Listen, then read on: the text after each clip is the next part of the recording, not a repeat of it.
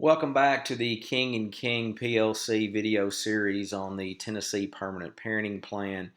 In the previous two episodes, we talked about the initial information needed from the Permanent Parenting Plan, which would be in this section, as well as the day-to-day parenting schedule and the things you need to think about on a day-to-day basis. Now we're going to move on to the holiday schedule and other school-free days. You will see, and this will vary really from one attorney to the next. This is a little different than the holidays that you'll see on the parenting plan drafted by which all of them originate from the plan drafted from the Tennessee Department of Children's Services, but the attorneys kind of modify them a little bit. For example, what we do at King and King is we have removed some of the holidays really because of redundancy. For example, New Year's Day, in my opinion, shouldn't be in this holiday schedule because that would actually fall under the winter or Christmas break, which will come later. But some other holidays that we've removed, really for just practical purposes, they can always be added back in if the situation dictates. But we've removed some of the Monday holidays that are more state holidays that if you're working for a private company, you're probably not going to get off work for, Veterans Day, Martin Luther King Day, other the Monday holidays that some people don't have the opportunity to have off of work, and in those holidays, simply the day-to-day schedule would apply. But if you, for example, work for the state of Tennessee and you're going to be off those holidays, then those need to be added back in to the permanent parenting plan and dealt with. Now, you will see here typically what we do, and we have some already filled in. Mother's Day, mom's going to get every Mother's Day, and Father's Day the same thing. Dad's going to get every Father's Day. I mean that's pretty self-explanatory. And then the same thing on Mother's birthday and Father's birthday. The kids are going to spend time with the respective parents on their respective birthdays. But the holidays such as Easter, Memorial Day, 4th of July, Labor Day, Thanksgiving Day, and the following Friday, we need to make some decisions on this. And typically what we're going to do is mom will get, say, for example, odd years and dad will get even years. So if the year is 2017, mom's going to get Easter in 2017. 2018 will be dad's day for Easter. Then going to the next holiday, where Memorial Day, you're going to look at two things. Number one, again, you're wanting that odd and even mix, but what you don't want to happen, or what you don't want to do, in my opinion, and maybe your circumstance dictates otherwise, but in my opinion, you don't want mom having all of the odd year holidays and dad having all of the even year holidays.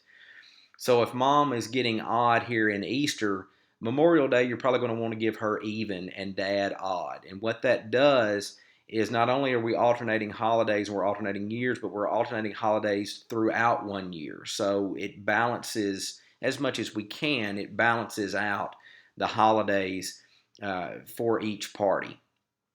And here we have a definition of what that holiday is.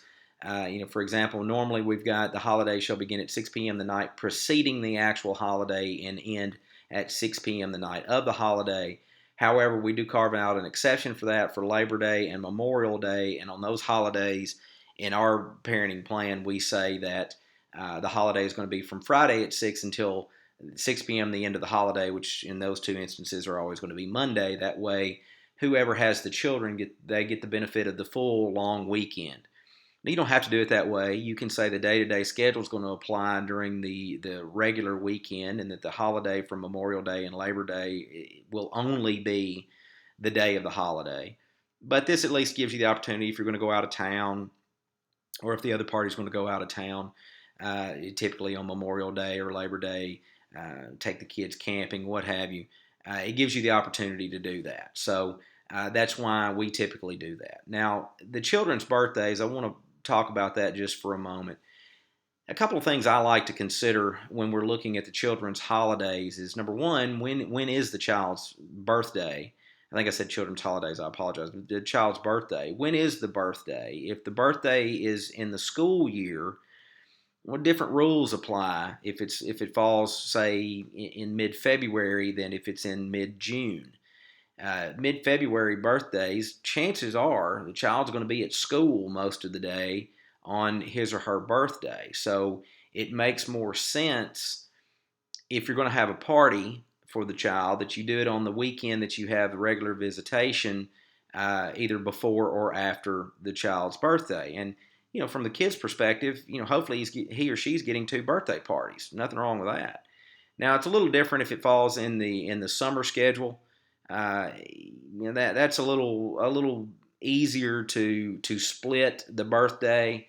If for example, both parents decide they want to take off work that day, maybe a half day, and then mom has the morning half and dad has the afternoon half, then you can do things like that. It's a little easier when they're not in school. But I would encourage you to consider maybe even on the child's birthday, just having the day-to-day schedule apply.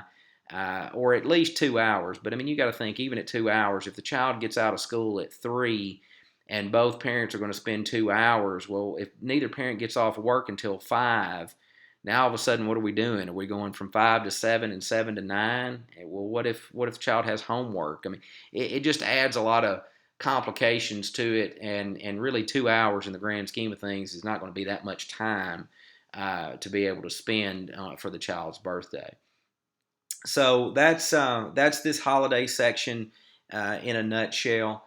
If you have any specific questions, I certainly encourage you to contact an attorney in your area, one that is familiar with the tendencies of the court that you will be in front of. I think that's usually a big help. And if I can be of any assistance, feel free to give us a call. Our phone number is 731-664-6864. You can also visit us on the web at www.kingplc.com, and we are on Facebook and Twitter. Please, again, if you're looking to either modify or create a permanent parenting plan, I would strongly suggest you talk to an attorney before you do so. Attorneys are people too. We're just a little crankier. Until next time, thanks for tuning in, and if I can be of any assistance, just let me know.